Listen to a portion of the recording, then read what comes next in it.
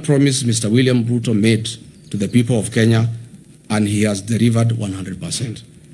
Congratulations, Mr. President.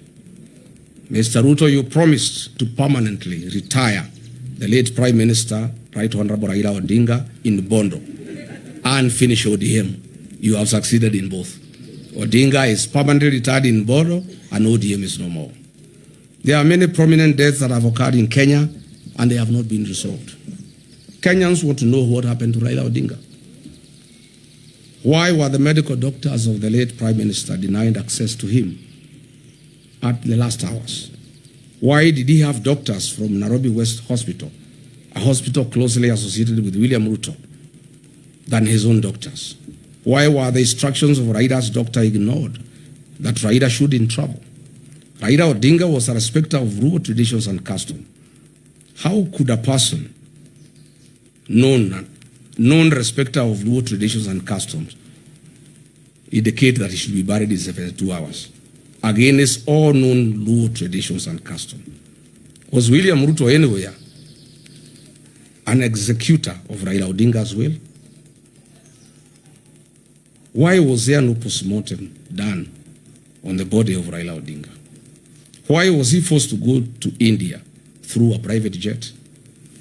Why did the president force Raila Odinga to go to India? Why was his party ODM taken over before his body arrived in the country, despite the known African customs that you don't inherit a man or a woman for that matter before they are buried? Who are these doctors who accompanied Raila Odinga against the wishes of his personal doctor, Professor David Oluoch-Olunya? These are hard questions that Kenyans want to know. On the death of Honorable John Nge'no, the late MP, for the first time, Kenyans must know what happened. I have intelligence information as follows. On the fateful day after Nge'no was dropped at Edebes, the helicopter went to fuel in Eldoret. The pilot didn't know the fuel he was about to put in had been transported to the scene from Lodwar. High alert Kenya revenue officials noticed an unusual car that had carried the jet fuel. It was arrested and the driver questioned. The driver refuted to them that he transported the fuel from Lodwar. Immediately, this KRA official and the police Eldoret Airstream were instructed from Nairobi to release the driver if they cared about their lives. Is it this fuel that caused the chopper not to pick up in high altitudes? Is that why the pilot first came down and tried again to pick up? These are fundamental questions. What did Kipchumba Murkomen know about the people who called this KRA officer and the police at Eldoret Airstream officials? Can KEA produce the CCTV footage at the facility on this fateful date? We are still waiting for a report on what killed Johanna Nge'no. We must not forget about our gallant General Francis Ogolla, the decorated top gun who had a stellar 40-year career in the military and perished in 2024 in an air crash. Unfortunately, to date, Mr. William Ruto, the Commander-in-Chief, has failed to release the aircraft accident investigation report to the country. Kenyans are demanding for answers. General Ogolla was not an ordinary citizen. He died in active duty and service to the nation. Mr. William Ruto, what do you know about General Francis Ogolla's death? Are you willing to tell the country why you allowed General Francis Ogolla to fly in a Bell Hue helicopter with a questionable mechanical status? The DPP must use his powers and establish an inquest on these unresolved murders over the last 4 years.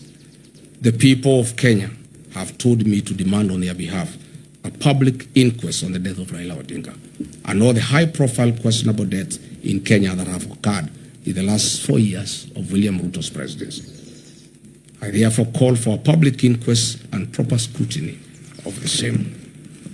Today,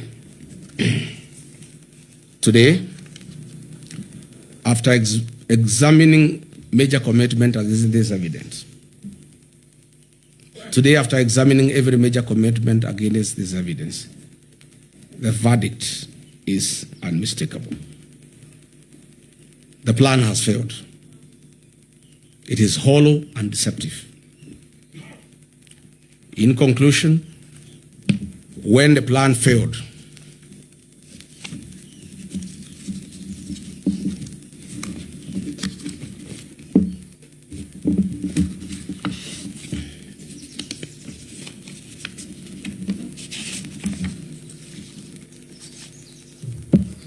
In conclusion, when the plan failed, Kenyans were told that the answer lay in Article. It too has failed to deliver the hope, unity, and reforms that were promised. Thereafter came the 10-point agenda, presented as a renewed roadmap to rescue the country. It has equally failed to change the trajectory of our nation. In failing the plan, the administration has failed to keep Kenya on the development path envisioned under Kenya Vision 2030. The question before the people of Kenya is therefore simple. If the author of the plan could not deliver the plan, if NADCO has failed to provide solutions, if the 10-point agenda has failed to change the country's direction, what reason do Kenyans have to expect a different outcome after 2027? You have all heard William Ruto constantly accusing the opposition of having no plan. I ask Kenyans instead to look at his track record. He came up with a bottom-up economic plan. As we have seen, it has failed. He came up with NADCO. He has failed to deliver. He came up with a 10-point agenda. He has failed to deliver. He came up with a Singapore. It has failed. And now, before he has honored a single promise and his commitments, he is now asking us to believe and trust him to come up with another plan. Vision 2060, or the way he is calling, beyond Vision 2030. Plan after plan, promise after promise, each one designed to distract from the fact that there has been no implementation of the last. From bottom up to Singapore, to Vision 2060 or beyond Vision 2030, William Ruto has mastered the language of plans. Whenever he is asked to account for what he has actually done, because he has no answer, he simply points to the next horizon. The harsh truth is he does not have the capacity to deliver.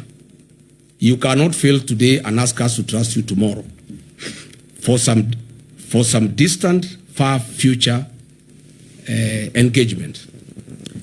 Based on your performance, Kenyans don't want to hear about Vision 2030 or beyond 2030. They want to know one thing. What will you deliver in the 364 days between today and the next election? Of all the promises you have already made, which ones can we expect you to keep? That will be your marking scheme 1 year from today. And Kenyans are doing you a favor. They are letting you set that marking scheme yourself. They are not making their own demands. They are just using your own commitments as the standard.